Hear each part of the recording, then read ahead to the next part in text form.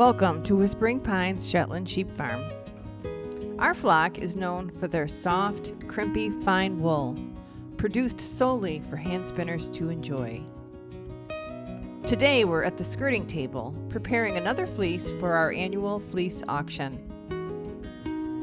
This video will give you a hands-on look at every possible aspect of the fleeces I am offering in this year's auction. I'll be talking about the quality of the fleece, my recommendations for processing the wool, and I'll share some information about the ewe that donated this lovely fleece. I hope you enjoy today's skirting video.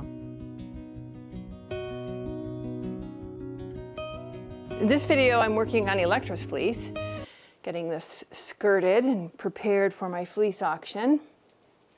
The way I'm skirting this year is I'm doing two skirts. One, I'm taking off short bits that are really dirty, that if I put into comb top, they'll either automatically get converted to waste, or they might stay in the comb top and contaminate it with their hay and stuff. So that is what I'll be doing there. So I'm trying to get Elektra's fleece laid out on the table. Somehow she got twisted up, which would be characteristic of Elektra because she's got a little bit of spitfire in her. She's got a lot of energy.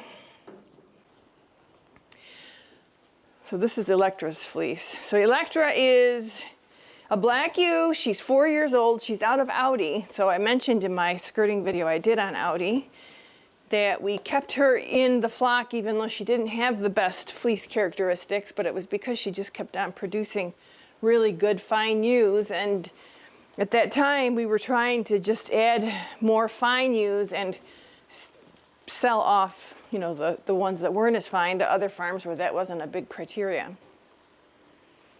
And so Elektra is a pretty good case in point for why we kept Audi, because this is a really nice fleece. But before I go any further, I got all my friendlies amassed here in one place, and there's Elektra. Are you hot? We're talking about you. So I'm recording it today. I'm recording in the evening, trying a different tack, because skirting in the afternoon was just really hot and unbearable. So they are now in for the night. It's 7 o'clock. And so this is when they get to cool down.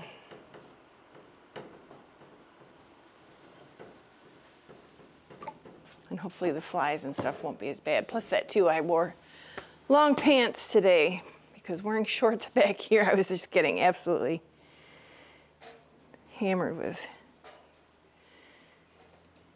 the flies. I'm tapping this on the table because this is a way to know that you've got dung tags. Tags meaning the wool is just loaded with poo to the point where there's more poo than fiber. There's actually quite a bit of fiber under here, but that's going to go into the soil amendment pile. So that first circle around, let's get back to that where I was talking. The first circle around is going to be for short, dirty bits, and those are going to go into a product I'm going to be offering from a mill. They're called soil amendment pellets. So that's what I'm doing here. Going around the outer perimeter, pulling off scraps and bits. See, Elektra's britch wool is nice and soft, whereas Audi's was on the coarse side, and I ended up not even putting that in my comb top, even though it was long and clean, because it would have had the effect of like putting steel wool in a silk bag. You're going to feel the steel wool, which I didn't want that for my comb top. I always loved that illustration. Rich would always use that when we were talking about the distribution of fibers, the bell curve. So like if you had fibers that were in the 40s in a fleece that had an average fiber diameter of 24, which could happen, you're going to feel those really coarse fibers. So he talks about how you want to get your micron bell curve under the 28 threshold, if you can. If you want to have wool that's next to skin soft. And that's something that I try to emphasize, which is soft doesn't mean good. Soft is just a quality that you may prefer for certain projects, but you know, my superfine soft Shetland wool, I'm not going to tell you to make socks with it, because it's not going to do well. It won't wear well. So it's a quality fineness, and we bred for it because we like it. It has applications, and it is actually very gratifying to have spinners and knitters feel my wool and get really excited. That makes me feel terrific. So, coarse isn't bad. Coarse wool is not bad. It's just not what I like. So all this neck wool here is just loaded with hay. Elektra, she's always got to get into everything. That's too much hay for including in my order for comb top. Zolingers used to be able to get this out for me. It never came back in my comb top. But last year I put wool like this in, and the new mill, I did get little bits and pieces in my comb top. So now this year I'm going to be a little bit more conservative and aggressive with skirting, because I'm going to be using a new mill, hopefully, that's more local to me, but it's a brand new vendor. So who knows how things are going to go. So, all right, now I'm going around and skirting the wool off that's going to go into comb top. Comb top is the best mill process for my kind of wool, which is the super fine. My average fiber diameter for my flock, my average spinning fineness, I'm just going to double check this again, is 21.8. So that's for the whole flock, averaging all their numbers. So for me to make roving from all of my skirtings and ram fleeces, it really is not the best way to do it, because it gets very neppy and pilly.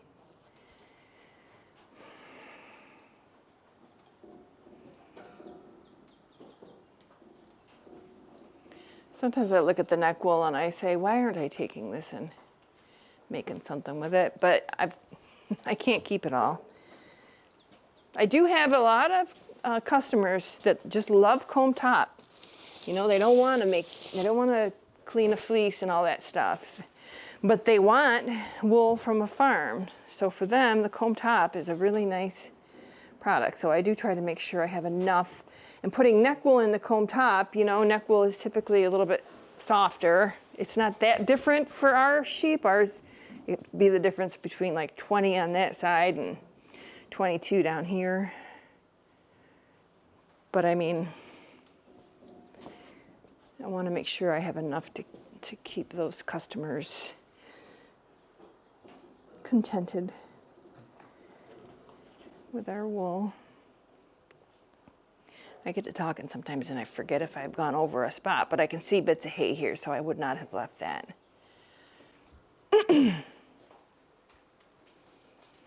So I'm remembering, I know last year's, the person that bought Elektra's fleece, because she has reached out to me a couple times and sent me photos and stuff. She spun it, she put it right on the drum carder and spun it with the locks, the texture and everything. It came out really pretty.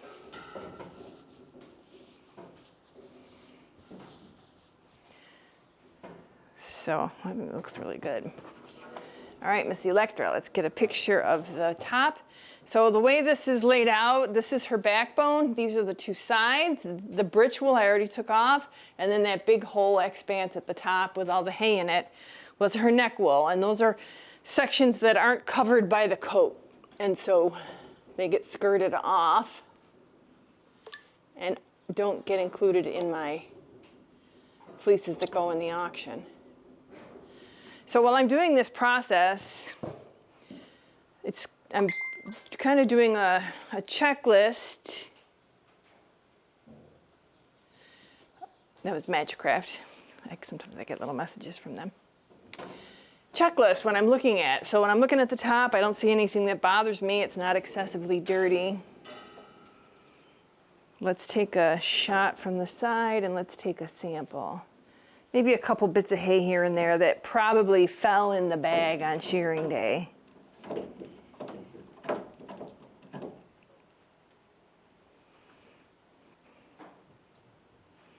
Separate the sides so we can get an idea of what the crimp looks like in the section where I would normally take a sample for micron testing.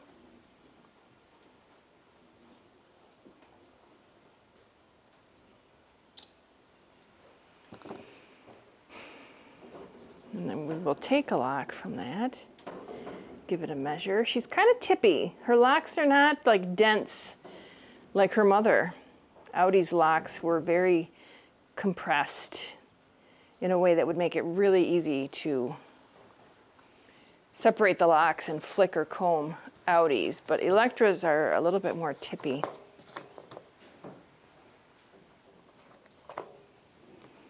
So it's 2.5 inches. One downside to doing this late in the evening is I am a very early riser. I was up at like 5 this morning, so I'm a little pooped right now. I did have a cup of tea, so hopefully that will perk me up. Maybe it's just 2 inches. Actually, I'm going to go with 2 inches as I'm looking at it. So a 2-inch staple length. She was sheared. She was not rude. I'm still working through my sheared fleeces, and I chose to do the sheared ones first because, all right guys, I'm going to staple. Be ready. They don't like the stapler for some reason. But I chose to go through the sheared fleeces, all right? Because I didn't get to look at those. So on shearing day, I'm in the back of the handling system, taking the coats off, sending them through, loading up the crowding chute. And I don't watch shearing a little bit on purpose because it does stress me out. So this is really like the first time I've seen most of these fleeces. So here's Elektra, that's 2 inches right there. And then when we stretch it, we gain that inch as we have been getting with all the fleeces.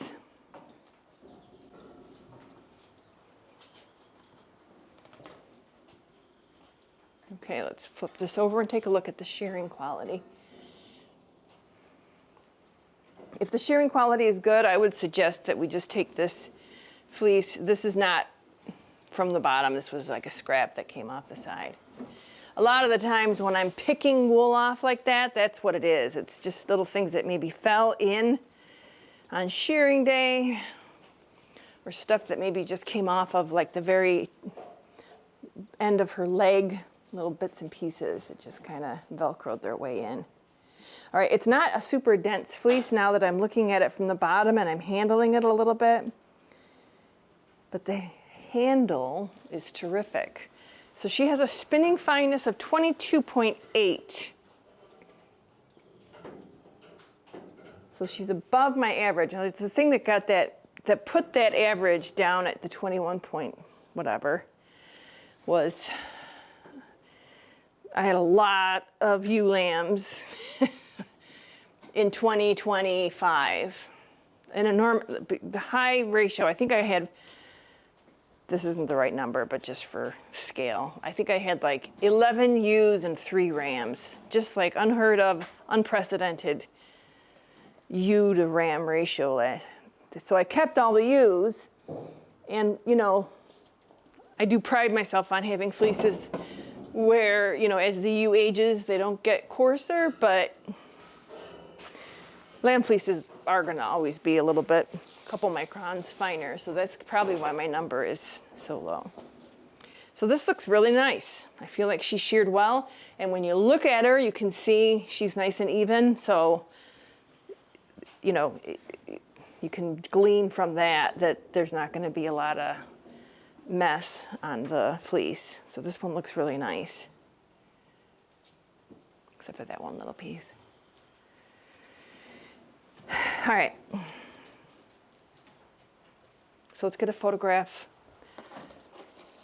of the back side. Well, wearing the long pants worked out pretty good because I'm not being bothered by flies quite just yet.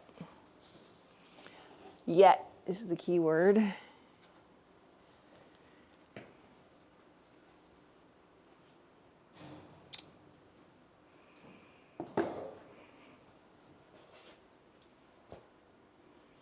I'm gonna say a good shearing quality.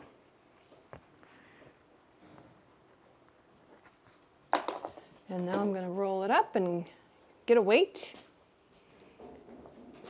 I have the scale back here behind the camera. I didn't find it interesting. And I have to plug it in every time because it makes a humming sound that I find very distracting as I'm trying to skirt and provide color commentary as I go. Isn't that pretty, all that beautiful rust-colored tip.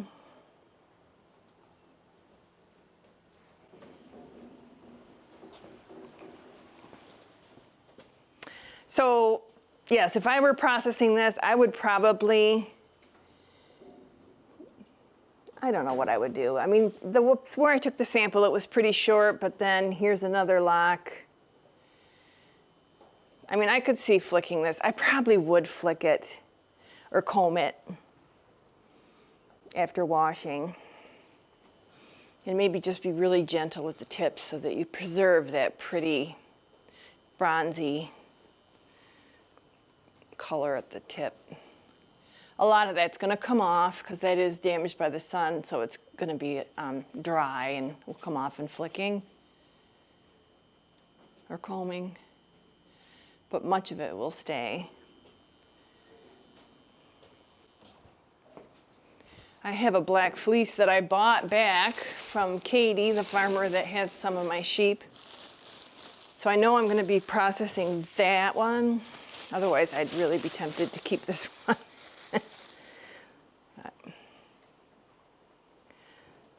So let's get the weight, and then we'll be ready to move on to the next fleece. So when I'm picking fleeces here in this process, I don't really have any 25.94. I don't have any plan. Like I don't know who I'm going to be doing next. 25.94. I just pull it out of the cart and start talking. All right, so I like that fleece. So that's Elektra. Skirted and weighed and ready to go up in the auction. So I'm going to put that over in the other building on the shelf and just keep working at this. And eventually, once I have all 60 or so done, I will send out notification that we're ready to start the auction, and we'll give you 1 week to study and review, watch these videos, look at the data, text me questions, and then the auction will start on a Sunday night, run for the week, and conclude the following Sunday night. So 2 weeks of time for you to absorb all the data and stuff. So thanks for stopping by to watch the video. Make sure you come back. I've got a whole playlist of videos of me skirting my sheep's fleeces. So come back and see who I do next. Thank you for spending some time with me at the skirting table. If this fleece spoke to you, and if you want to be notified when the fleeces are available for viewing on the website, scan this QR code to be taken to my mailing list sign-up form on the website. Or scroll down to the description of this video for a link to the sign-up form on my website. Thank you so much for stopping by. I hope you can come back soon.